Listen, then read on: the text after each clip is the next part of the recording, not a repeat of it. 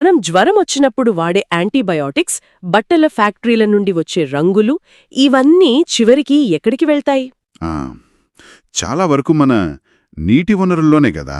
అవును, అక్కడ అవి సూక్ష్మక్రిములను మరింత బలమైనవిగా, ఇంకా చెప్పాలంటే ప్రమాదకరమైనవిగా మారుస్తాయి. నిజమే. ఈ రోజు మన ముందున్న పరిశోధనా పత్రం ఈ తీవ్రమైన సమస్యకు ఒక పరిష్కారం వెతికే ప్రయత్నం. కేవలం సూర్యరశ్మిని ఉపయోగించి ఈ ప్రమాదకరమైన రసాయనాలను ఎలా నాశనం చెయ్యవచ్చో చూపిస్తుంది. అవును, ఇది రాము బుడ్డేపల్లి, తిరుమలరావు గురుగువెల్లి, రవీంద్రనాథ్ కౌట్వరపు, లలితాశరణ్య పిడపర్తి ఇంకా ఇతర శాస్త్రవేత్తలు కలిసి రాసిన ఒక అద్భుతమైన పరిశోధన. దీని పేరు కొంచెం పెద్దగా ఉన్నట్టుంది. అవును, కొంచెం టెక్నికల్గా ఉంటుంది. Efficiency and mechanistic insights of photocatalytic decomposition of tetracycline and rhodamine B utilising Z scheme G3N4 SNWO4 heterostructures under visible light irradiation. అబ్బా! అంతే. కానీ దీని సారాంశం చాలా సరళమైనది. ఏంటంటే, రెండు సాధారణ పదార్థాలను కలిపి ఒక అసాధారణమైన సూపర్ క్లీనర్ను తయారుచేయడం అన్నమాట. Super cleaner? ఆ మాట వినడానికి చాలా బావుంది. సరే, దీన్ని కొంచెం వివరంగా తెలుసుకుందాం. ఈ పరిశోధన యొక్క అసలు లక్ష్యమేమిటి? వాళ్లు ఏమి సాధించాలనుకున్నారు? వాళ్ల ముందున్న సవాలేంటంటే, మార్కెట్లో రెండు పదార్థాలున్నాయి. ఒకటి గ్రాఫిటిక్ కార్బన్ నైట్రేట్, లేదా మనం సింపుల్గా Gc3N4 అని పిలుద్దాం. Okay, Gc3N4. ఇది కాంతిని బాగానే పీల్చుకుంటుంది, కాని పని చేయడంలో కొంచెం నెమ్మది, సోమరి అనుకోవచ్చు. అంటే శక్తి ఉంది, కానీ ఉత్సాహం లేదన్నమాట. ఖచ్చితంగా. ఇక రెండోది టిన్ టంగ్స్టేట్, అంటే SNWO4. ఇది పని బాగానే చేస్తుంది, కాని దానికి సరిగ్గా శక్తి చాలదు. ఈ రెండు విడివిడిగా ఉన్నప్పుడు అంత గొప్పగా పనిచేయవు. అంటే ఇదొక రకంగా టీంవర్క్ లాంటిదనమాట. విడివిడిగా ఉన్నప్పుడు ఇద్దరూ కొంచెం బలహీనులే, కాని జత కడితే ఒకరి బలహీనతను మరొకరు కప్పిపుచ్చి అద్భుతమైన ఫలితాన్ని సాధిస్తున్నారు. సరిగ్గా అదే పాయింట్. రాము బుడ్డెపల్లి వాళ్ల బృందం యొక్క ప్రధాన లక్ష్యం అదే. ఈ రెండింటిని కలిపి ఒక జీ స్కీమ్ హెటరోస్ట్రక్చర్ అనే ఒక ప్రత్యేకమైన నిర్మాణాన్ని సృష్టించడం. జీ స్కీమ్, ఓకే. దీనివల్ల రెండింటి మంచి లక్షణాలు కలిసి కాలుష్యాన్ని విచ్ఛిన్నం చేసే సామర్థ్యం రెట్టింపవ్వాలి. అదే వారి ప్రణాళిక. సరే, ప్రణాళిక బాగుంది. మరి ఈ రెండు పదార్థాలను ఎలా కలిపారు? ఆ కొత్తగా తయారైన సూపర్ క్లీనర్ నిర్మాణం ఎలా ఉంది? దీనికోసం వాళ్లు హైడ్రోథర్మల్ అనే ఒక చాలా సరళమైన పద్ధతిని వాడారు. హైడ్రోథర్మల్? అవును, దీన్ని మనం ఒక రకమైన ప్రెషర్ కుక్కర్ పద్ధతి అనుకోవచ్చు.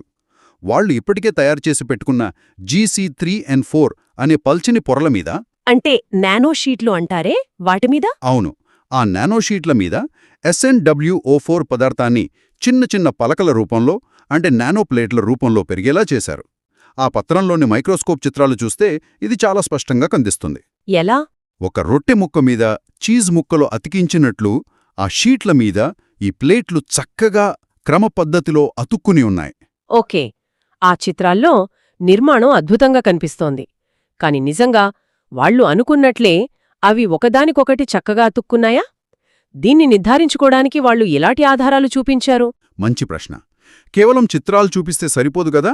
అందుకే వాళ్లు బలమైన సాక్ష్యాల కోసం అనేక పరీక్షలు చేశారు. వాటిలో ముఖ్యమైనవి XRD మరియు XPS. ఒక్క నిమిషం, ఈ పరీక్షల పేర్లు చాలా టెక్నికల్గా ఉన్నాయి. సామాన్య భాషలో చెప్పాలంటే ఈ XRD, XPS అంటే ఏమిటి? అవి ఏమి చెబుతాయి? తప్పకుండా. XRDని మనం ఒక పదార్థం యొక్క ఆర్కిటెక్చరల్ బ్లూ ప్రింట్ చెక్ చేసే పరీక్ష అనుకోవచ్చు. Blue print? అవును. అంటే రెండు పదార్థాలను కలిపినప్పుడు వాటి స్ఫటిక నిర్మాణాలు చెక్కుచెదరకుండా ఉన్నాయా, రెండూ కలిసి ఒక కొత్త మిశ్రమంగా ఏర్పడ్డాయా లేదా అని ఇది చెబుతుంది. వారి ఫలితాల ప్రకారం రెండింటి బ్లూ ప్రింట్లు స్పష్టంగా కనిపించాయి. అంటే నిర్మాణం విజయవంతమైందన్నమాట. అంతే. అర్థమైంది. మరి XPS, అది కెమికల్ ఫింగర్ ప్రింట్ లాంటిదా? సరిగ్గా చెప్పారు. XPS విశ్లేషణ ఆ పదార్థంలో ఏ మూలకాలున్నాయో, అవి ఏ రసాయన బంధంలో ఉన్నాయో ఖచ్చితంగా చెబుతుంది. ఉదాహరణకు టంగ్స్టన్ +6 స్థితిలో, టిన్ +2 స్థితిలో ఉన్నాయని ఇది నిర్ధారించింది. ఓ, అంటే అనుకున్నది అనుకున్నట్టుగా జరిగిందని చెప్పడానికి ఇవన్నీ ఆధారాలు. ఖచ్చితంగా. అయితే ఈ బ్లూ ప్రింట్లు, ఫింగర్ ప్రింట్లు అన్నీ బాగున్నాయి, కానీ ఈ భౌతిక లక్షణాలు అసలు పనిమీద, అంటే కాలుష్య కారకాలను నాశనం చేయడం మీద ఎలాంటి ప్రభావం చూపాయి? ఇక్కడే అసలు మ్యాజిక్ ఉంది. ఒక ఫోటో క్యాటలిస్ట్ సమర్థవంతంగా పనిచేయాలంటే 2 విషయాలు ముఖ్యం. అవేమిటి? 1 అది వీలైనంత ఎక్కువ సూర్యరశ్మిని గ్రహించాలి. 2 అలా గ్రహించిన శక్తిని వృధా చేయకూడదు. ఈ కొత్త పదార్థం ఈ 2 విషయాల్లోనూ విజయం సాధించింది. ఎలాగా? డిఆర్ఎస్ అనే ఒక పరీక్ష ద్వారా ఈ మిశ్రమం ఒంటరి పదార్థాల కన్నా ఎక్కువ కాంతిని పీల్చుకోగలిగిందని తెలిసింది. దీనివల్ల దాని బ్యాండ్ గ్యాప్ తగ్గింది. బ్యాండ్ గ్యాప్ తగ్గడమంటే? సులభంగా చెప్పాలంటే ఒక పని చేయడానికి అవసరమైన కనీస శక్తి తగ్గడం లాంటిది. అంటే తక్కువ శక్తి ఉన్న కాంతితో కూడా ఇది ఉత్తేజితమై పని మొదలుపెట్టగలదు. ఓకే. మరి రెండో విషయం? శక్తిని వృధా చేయకపోవడం అన్నారు. అవును. ఇక్కడే ఎలక్ట్రాన్ హోల్ రీకాంబినేషన్ అనే ఒక ముఖ్యమైన అంశం వస్తుంది. ఈ పదం వినడానికి చాలా క్లిష్టంగా ఉంది. కొంచెం విడమర్చి చెప్పండి. తప్పకుండా. కాంతి తగలగానే మన క్యాటలిస్ట్లో ఒక శక్తివంతమైన జంట ఎలక్ట్రాన్ హోల్ పుడుతుంది. కాలుష్యాన్ని నాశనం చేయాల్సింది ఈ జంటే. ఓకే. కాని చాలాసార్లు ఏం జరుగుతుందంటే అవి ఏ పని చేయకుండానే సెకనులో 1000వ వంతు సమయంలో మళ్ళీ కలిసిపోయి శక్తిని వేడి రూపంలో వృధా చేస్తాయి. దాన్ని రీకాంబినేషన్ అంటాం. ఓ, అంటే శక్తి వృధా అయిపోతుందన్నమాట. అవును. ఈ కొత్త పదార్థం యొక్క గొప్పతనమేంటంటే అది జంటను విడదీసి పనిచేసేదాకా వేర్వేరుగా ఉంచుతుంది. ఫోటోలూమినిసెన్స్ స్పెక్ట్రా అనే పరీక్ష ద్వారా రీకాంబినేషన్ చాలా వరకు తగ్గిపోయిందని వారు నిరూపించారు. వావ్! అంటే శక్తివంతమైన జంటను పని పూర్తయ్యేదాకా విడదీసి ఉంచడమే దీని విజయ రహస్యమన్నమాట. సరిగ్గా అదే. అందుకే దీని పనితీరు అంత మెరుగ్గా ఉంది. ఇక అసలు ఫలితాల విషయానికి వద్దాం. నీటిలోని టెట్రాసైక్లిన్ యాంటీబయాటిక్ను, రోడమైన్ బి రంగును ఇది ఎంత బాగా శుభ్రం చేసింది? ఫలితాలు చాలా ఆశాజనకంగా ఉన్నాయి. వాళ్లు తయారు చేసిన వేర్వేరు నమూనాల్లో GCNCEW 7.5 అనే నిష్పత్తి ఉన్న మిశ్రమం ఒక స్టార్ పర్ఫార్మర్గా నిలిచింది. ఎంత బాగా పనిచేసింది? ఇది కేవలం 72 నిమిషాల్లో 97% టెట్రోసైక్లిన్ను, ఇంకా వేగంగా 48 నిమిషాల్లోనే 98% రోడమైన్ బి రంగును పూర్తిగా మాయం చేసింది. 72 నిమిషాల్లో 97%, అంటే గంటన్నరలోపే నీటిలోని ఒక మొండి యాంటీబయాటిక్ను దాదాపు పూర్తిగా నాశనం చేసిందనమాట. ఇది చాలా వేగవంతమైంది. అవును. మరి ఒంటరి పదార్థాలతో పోలిస్తే ఇది ఎంత మెరుగు? చాలా ఎక్కువ. ఒంటరిగా ఉన్న GC3N4 కేవలం 30–37% మాత్రమే విచ్ఛిన్నం చేయగలిగింది. SnWO4 కొంచెం మెరుగ్గా 42–48% చేసింది. కాని రెండింటిని కలిపినప్పుడు వాటి పనితీరు దాదాపు 2.5 రెట్లు పెరిగింది. పరిశోధనలో ఇన్ని బలాలు కనిపిస్తున్నాయి. అయితే దీన్ని విమర్శనాత్మకంగా చూస్తే ఏమైనా పరిమితులు లేదా బలహీనతలున్నాయా? ఉన్నాయి, తప్పకుండా. ఏ పరిశోధన కూడా సంపూర్ణంగా ఉండదు కదా. నిజమే. ఇక్కడొక ముఖ్యమైన విషయం ఏమిటంటే SNO4 మోతాదు ఒక స్థాయికి మించి పెంచినప్పుడు, అంటే GCNSW 11.25 నమూనాలో విచ్ఛిన్న సామర్థ్యం మళ్లీ పడిపోయింది. అలాగా? ఎందుకు? అంటే ఈ 2 పదార్థాల నిష్పత్తి చాలా కీలకం. సరైన మోతాదులో కలిపితేనే ఆ మ్యాజిక్ పనిచేస్తుంది. ఇది నిజ జీవితంలో పెద్ద ఎత్తున తయారు చేసేటప్పుడు ఒక సవాలుగా మారవచ్చు. ఆగండి, ఇంకొక విషయం నాకు కొంచెం కంగారు పెట్టిస్తోంది. మీరు ఇందాక TOC విశ్లేషణ గురించి ప్రస్తావించారు. అంటే టోటల్ ఆర్గానిక్ కార్బన్. దాని ఫలితాలు ఏం చెప్తున్నాయి? మీరు సరైన పాయింట్ పట్టుకున్నారు. TOC విశ్లేషణ ప్రకారం కాలుష్య కారకాలు సుమారు 40–43% మాత్రమే పూర్తిగా ఖనిజాలుగా, అంటే కార్బన్ డయాక్సైడ్, నీరుగా మారాయని తేలింది. ఏంటి? అంటే నీళ్లు రంగుపోయి స్వచ్ఛంగా కనిపిస్తున్నా అందులో ఇంకా కంటికి కనిపించని రసాయన ముక్కలు ఉన్నాయన్నమాట. ఒక రకంగా అంతే. మరి వాటి వల్ల ప్రమాదం ఉండదా? ఈ మధ్యంతర ఉత్పత్తులు అసలు కాలుష్యం కంటే ప్రమాదకరమైనవి అయ్యే అవకాశముందా? ఇది చాలా ముఖ్యమైన ప్రశ్న. పరిశోధకులు ఈ మధ్యంతర ఉత్పత్తుల విషపూరిత స్వభావాన్ని ఈ పత్రంలో పరీక్షించలేదు.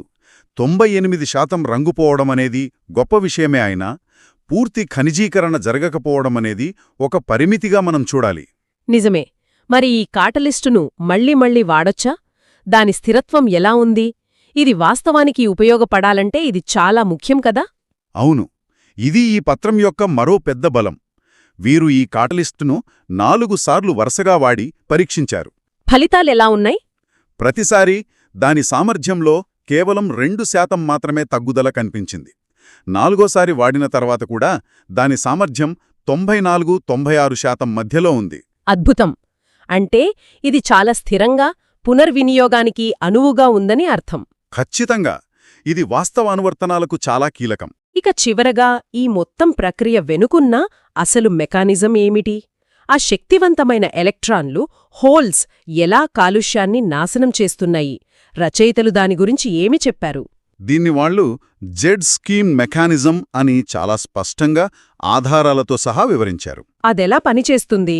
కాంతి తగిలినప్పుడు Gc3n4 SnWO4 రెండింటిలోనూ ఎలక్ట్రాన్ హోల్ జంటలు పుడతాయి.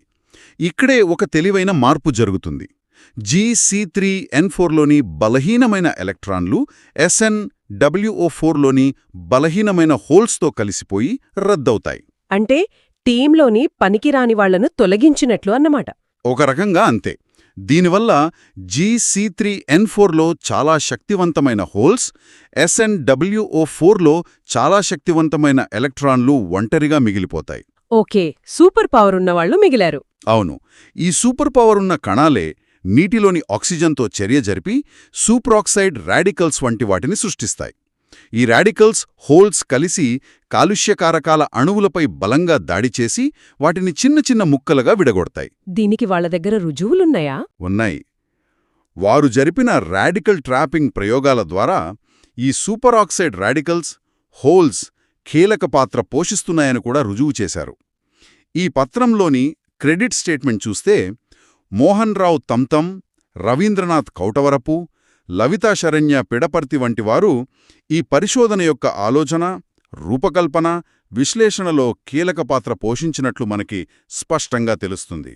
కాబట్టి ముగింపుగా చెప్పాలంటే రాము బొడ్డెపల్లి మరియు అతలి బృందం ఒక తెలివైన టీంవర్క్ వ్యూహంతో రెండు సాధారణ పదార్థాలను కలిపి నీటిలోని ప్రమాదకరమైన కాలుష్యాలను తొలగించడంలో అత్యంత సమర్థవంతంగా, స్థిరంగా పనిచేసే ఒక కొత్త సూపర్ క్లీనర్ను తయారుచేశారని మనం అర్థం చేసుకోవచ్చు.